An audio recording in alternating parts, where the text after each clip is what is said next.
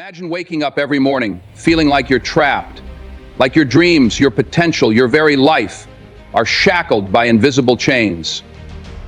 What if I told you those chains aren't real? What if the only thing standing between you and the throne you deserve is the way you think? Today, I'm going to show you how to stop living like a slave to your fears and circumstances and start thinking like a king, ready to claim his crown.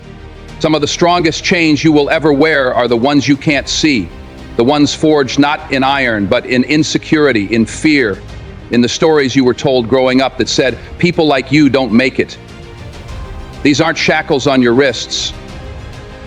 They're lies in your mind. They sound like your voice, but they aren't your truth. I want you to pause and look around, not at your surroundings, but inside. Ask yourself, what am I serving? What thought owns me? What belief is sitting on the throne of my decision-making? Because if you don't rule your mind will rule you, and it doesn't always play fair. I remember being a young man, watching people carry invisible burdens like trophies. My father never showed up, so I can't either. I failed once, so I don't try anymore. These aren't facts. They're excuses dressed up as fate. And the moment you accept them, you hand over the keys to your kingdom. You become a slave not to a person, but to a pattern. The worst kind of slavery is when you don't even know you're enslaved. You show up every day, go through the motions, smile for the photos, but deep down, you've agreed with the lie that you're limited. And let me tell you something. That lie is louder than truth if you never speak up against it. You've got to learn to recognize the enemy in disguise. It doesn't always come dressed in black. Sometimes it wears comfort. Sometimes it wears silence. Sometimes it comes in the voice of people who say they love you, but want you to stay small because it makes them feel safe. The chains I'm talking about don't need guards. They don't need fences. They need your permission. That's it. You give it once, just once, and they wrap around you like a second skin. But the beautiful thing, you don't need a key to break out. You need awareness. You need a decision. The second you say no more, the lock starts to rattle. The second you say, I'm worth more than this story I've been living, the chains start to crack. Because freedom doesn't begin when the door opens. It begins when your mind does. So you want to think like a king? First, see what's been ruling you. Identify those inner tyrants, doubt, fear, guilt, laziness, and strip them of their crowns. Because kings don't serve lies. Kings don't beg fear for approval. And kings most definitely don't let invisible chains dictate visible destinies. You want freedom? It starts with the courage to call the lie a lie, and the truth your responsibility. That's the first step. Everything else builds from there. From there, a crown is more than gold, more than jewels, more than ceremony. A crown is not a decoration, it's a declaration. It says, I know who I am. I know what I carry. I know what I was born for. But here's the truth most people miss. You don't wear the crown you haven't defined. If you don't know what your crown means, you'll let the world tell you. And the world has no idea who you are. See, the world is quick to define you by what you do, by what you drive, by how many followers you have, by where you're from. But those things, they change. And when your identity is built on shifting sand, your crown falls with the tide. A true king knows, before the applause, before the title, before the recognition, who he is. Not because someone told him, but because he decided. He stood in front of the mirror, broken maybe, doubting perhaps. But he looked himself in the eye and said, this is who I choose to be. I will stand for something. I will lead with integrity. I will serve with excellence. I will rise, even if I have to crawl, through the fire. Your crown is your calling. It's your assignment. And you better define it for yourself, or somebody else will hand you a counterfeit. They'll give you a plastic version and clap for you while you wear it until they get bored and take it back. But when your crown is built on purpose, not popularity, on conviction, not convenience, nobody can take it from you. Not a boss, not a hater, not even a storm. And don't confuse a crown with a costume. You can look the part and still be empty. You can wear success like a mask and still be hollow underneath. That's not a crown, that's a trap. A real crown carries weight, responsibility, ownership, grace under pressure, the burden to be consistent even when no one's watching. I've met people who had more money than I could count, but they had no crown.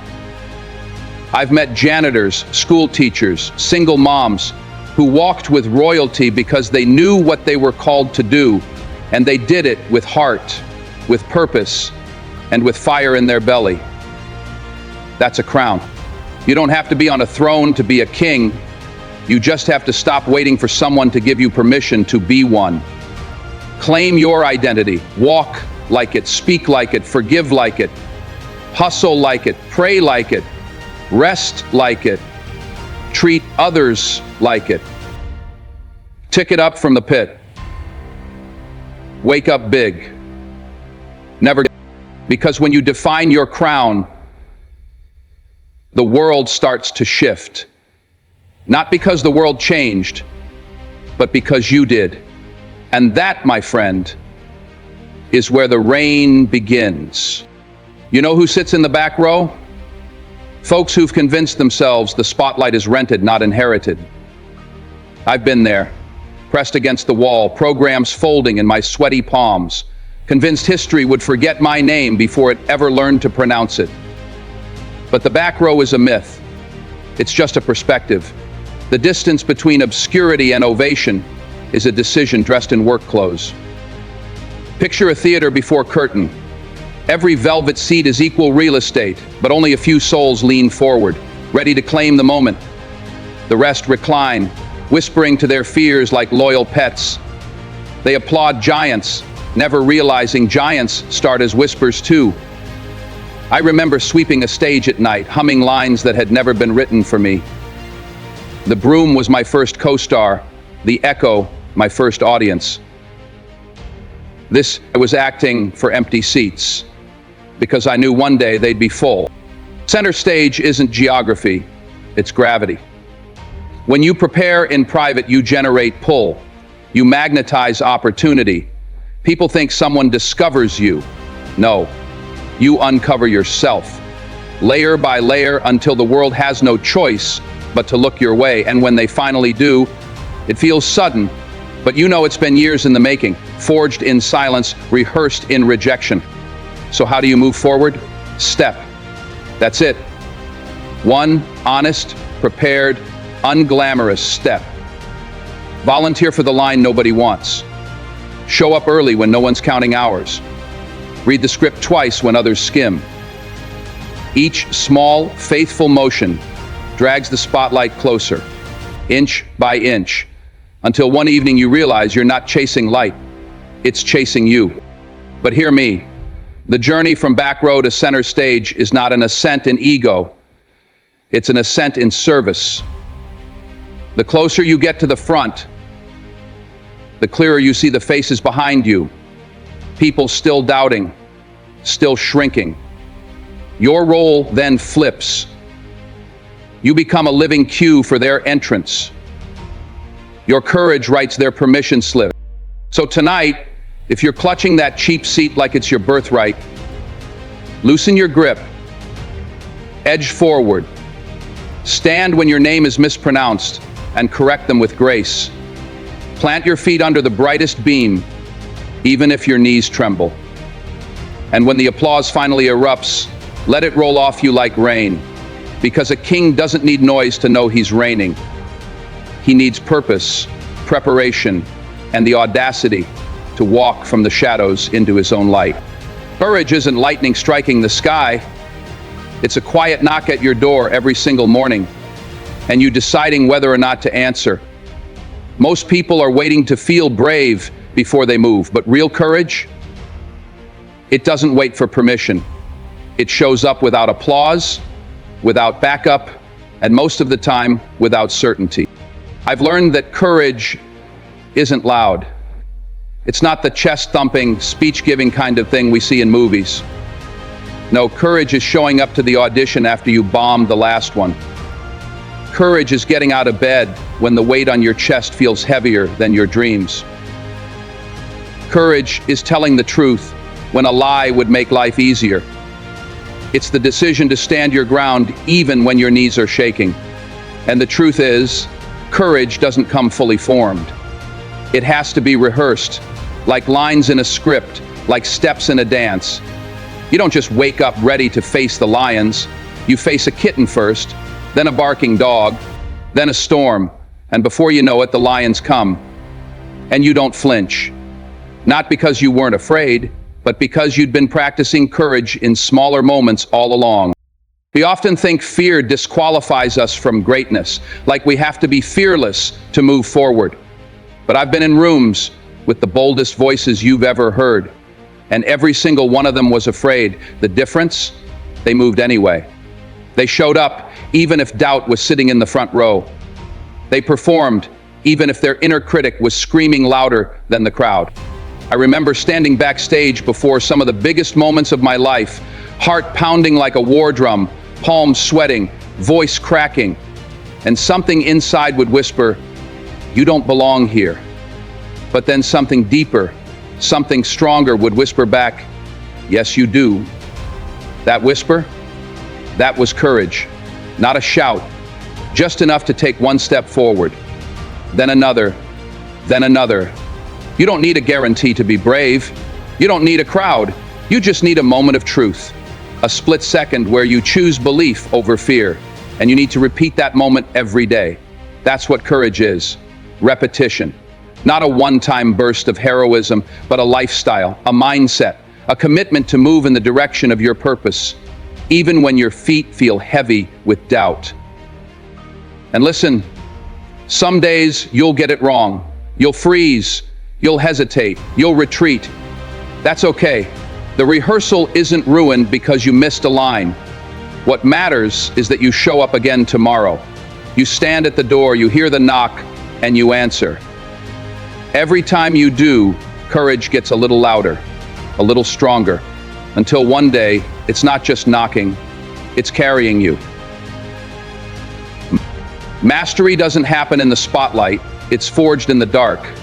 When no one's watching, when there's no applause, no cameras, no confirmation. It happens when you choose discipline over distraction, when you grind through the mundane with the same intensity you would bring to your biggest moment. Greatness isn't magic. It's an appointment you show up for every single day, whether you feel like it or not. People look at success like it's luck, like some mysterious force just taps a few lucky souls on the shoulder and says, "You? Yeah, you're chosen." But I've lived long enough to know better.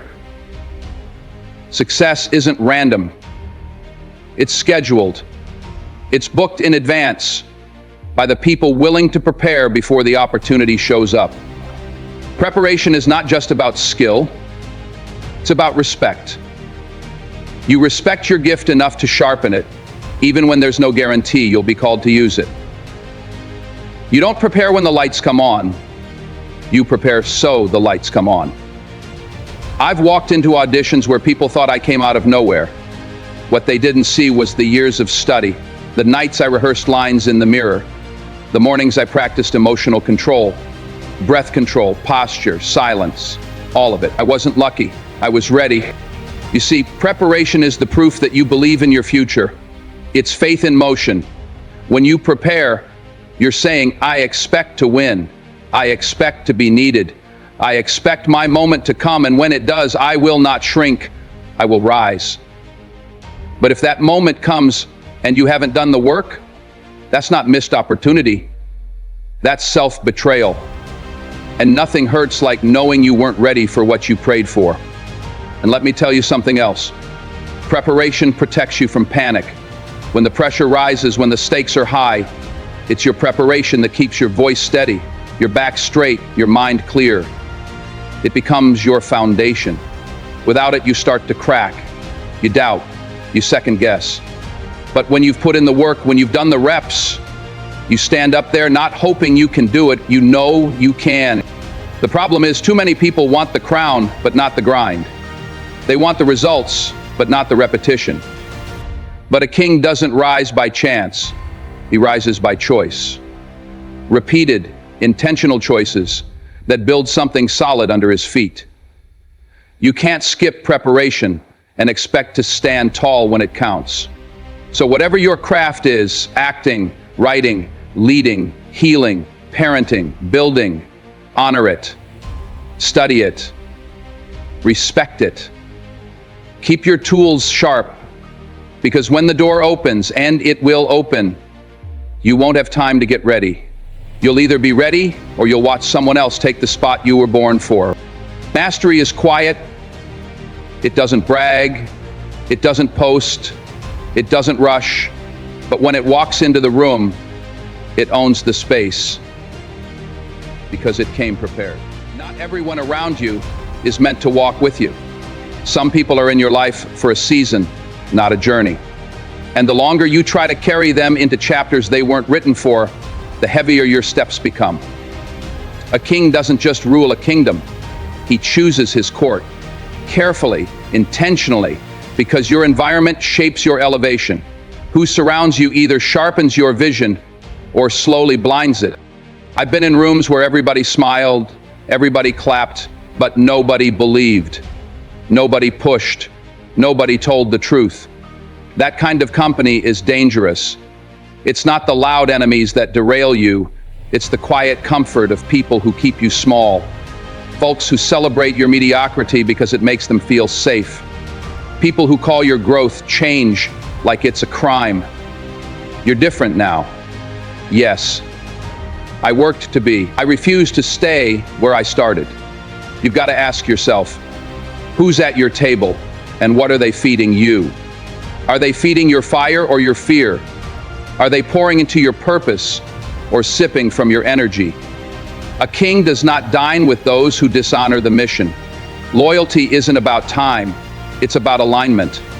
You could have known someone for 10 years, but if they've stopped growing and you keep stretching, guess what? They don't fit in this season. And that's not cruelty, that's clarity.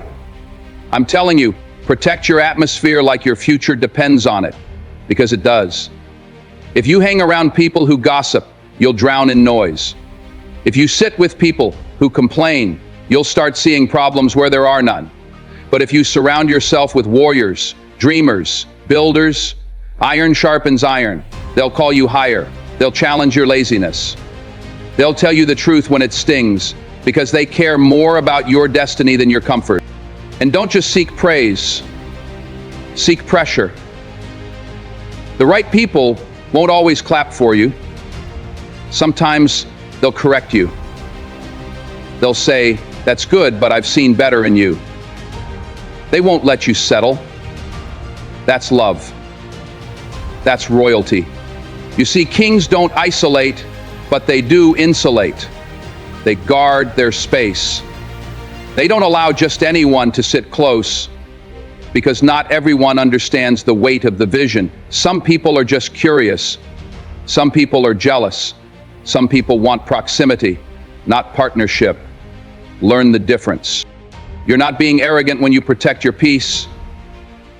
You're being wise. You're not being disloyal when you distance yourself from dysfunction. You're being strategic.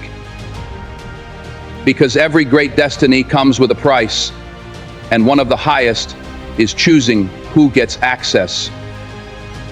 Your circle is either your strength or your sabotage. So take a hard look. Audit your company. Don't be afraid to edit your cast. The wrong people in the right season can ruin your rhythm, but the right people, they'll fuel your faith. They'll help you carry the crown when it gets heavy, and they'll remind you on the days you forget exactly what kind of king you are. A king doesn't speak just to be heard. He speaks to move something. Words are not filler, they are force. They build, they break, they bless, they burn. And when you truly understand the weight your voice carries, you stop wasting it on things that don't serve your purpose. You stop letting emotion write checks your character can't cash. Because a real king knows every word is a seed, and one day you'll have to live in the forest it grows. I've learned this the hard way. There were times I let frustration do the talking. Times I opened my mouth too quick, too raw, too loud. And afterward, when the dust settled, I looked around at the damage and realized that was me. Not them, not the pressure, me. Because my words didn't match my calling. My mouth didn't match my mission. And I had to grow. I had to learn that silence can be stronger than shouting, that wisdom isn't loud, and truth doesn't need a microphone. What you say reveals what you believe. So if all you ever speak is defeat, don't be surprised when your life mirrors it.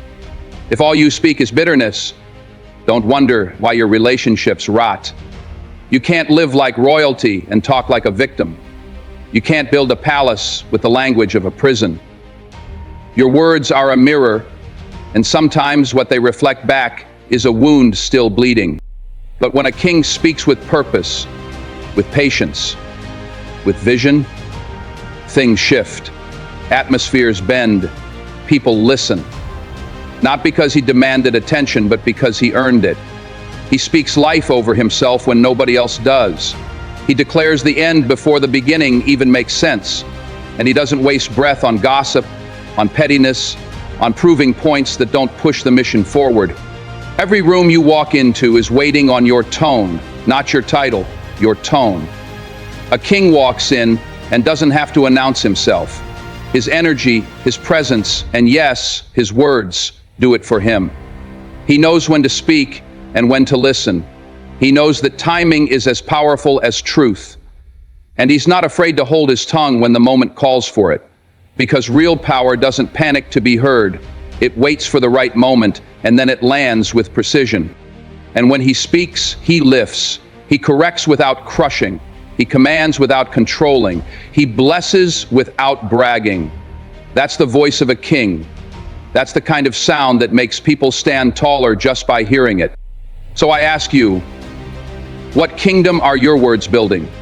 What future are you speaking into existence? You don't need a crown on your head to speak like a king. You just need conviction in your chest, discipline in your heart, and the wisdom to know that your voice can be the very thing that sets your life on fire, or the very thing that lights the path to your throne.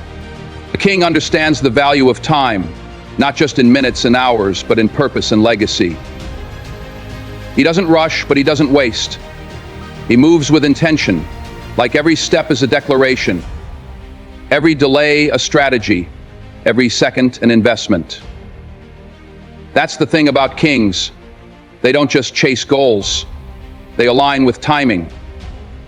They know that just because something hasn't happened yet doesn't mean it's not coming. It means you're still in the fire being forged for it. I used to think success was speed, that the faster you get it, the greater you are, but then life taught me. Fast can fade, but timed right is built to last. Some of the strongest foundations were laid in silence, in seasons where it looked like nothing was happening, but everything was. Character was being formed, patience was being tested, pride was being stripped, and purpose was being planted deep, so that when the moment came, you didn't just rise, you were ready. We live in a world obsessed with now, quick wins, viral moments, overnight fame. But a king thinks in decades, not days. He isn't thrown by the pace of the crowd because he understands divine timing is never late, but it's rarely early. And sometimes the delay is protection.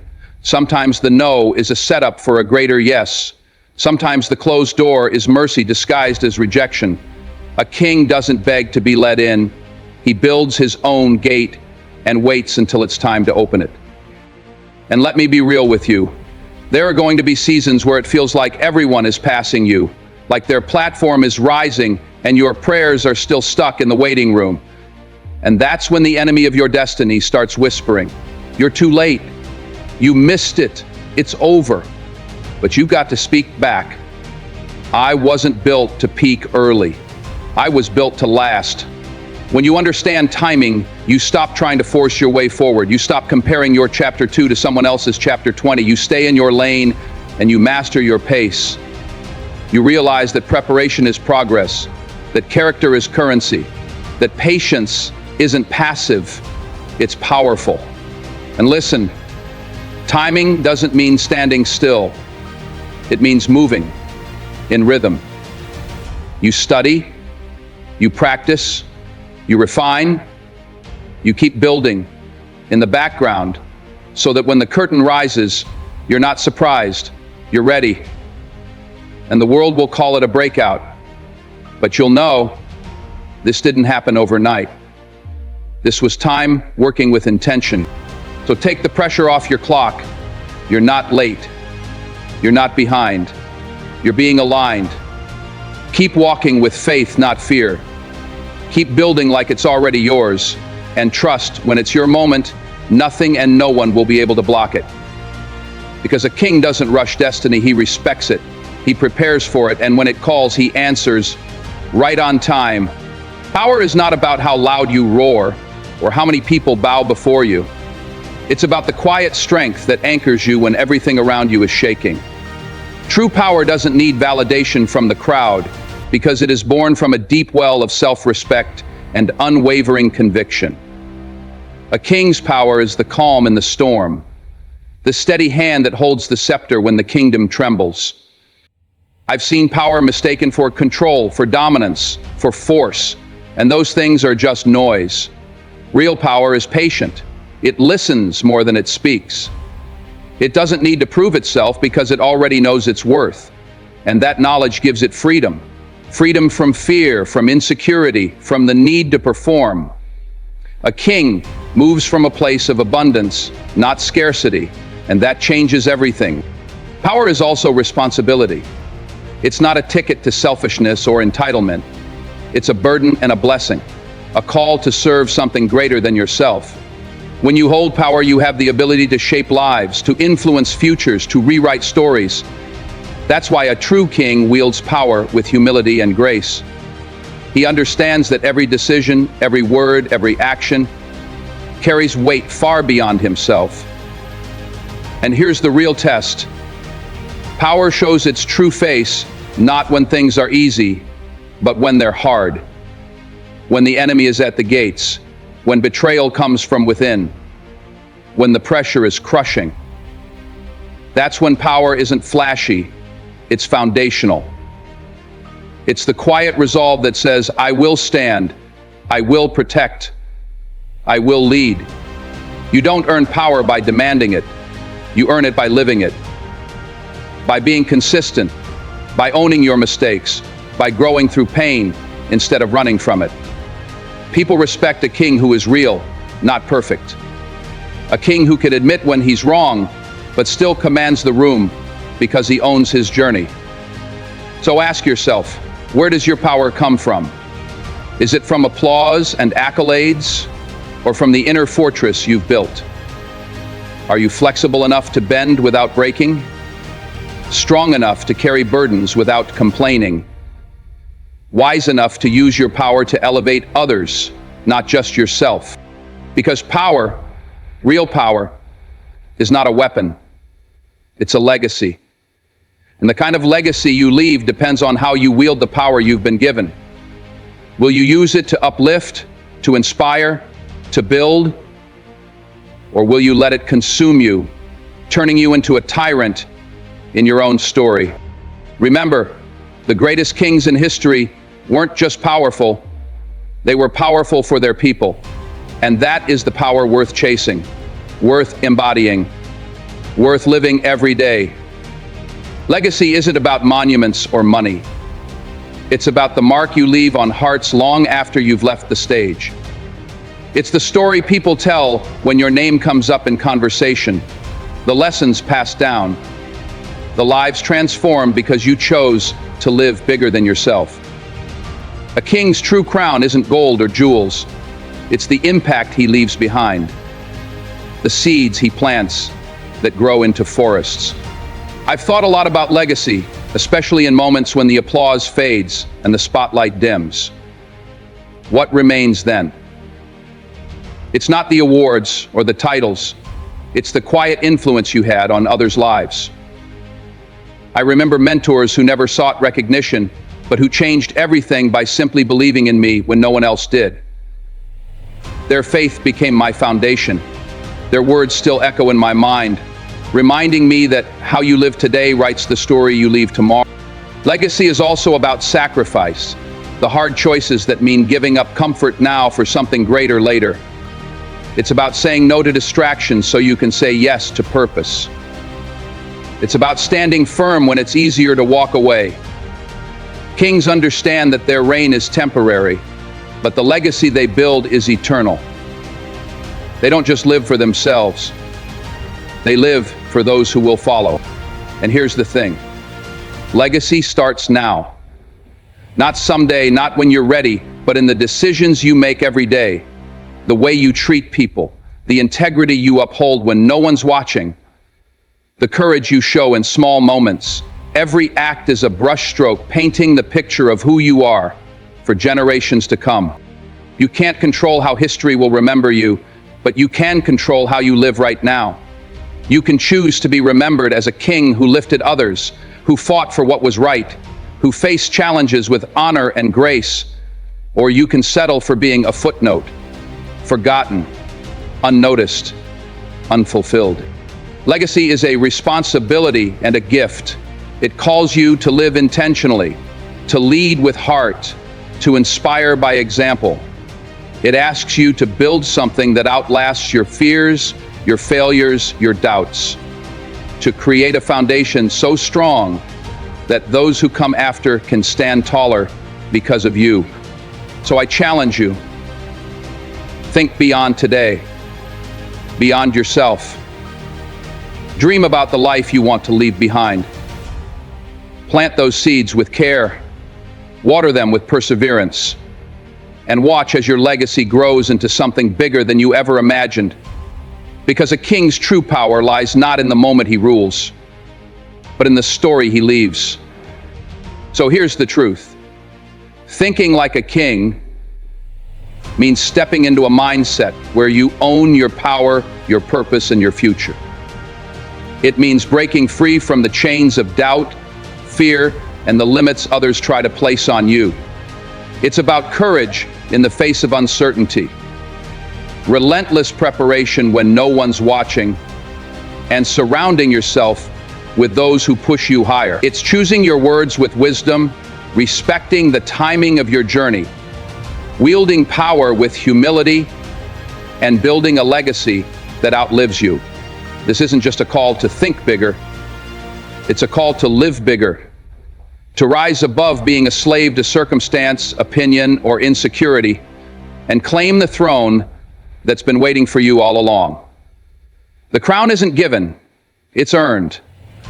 Every day, in every choice, in every moment, you decide to act like the king you were born to be. So stand tall, speak loud in your silence, move with purpose, and never stop believing that your time is now. Your kingdom is waiting. Now, go build it.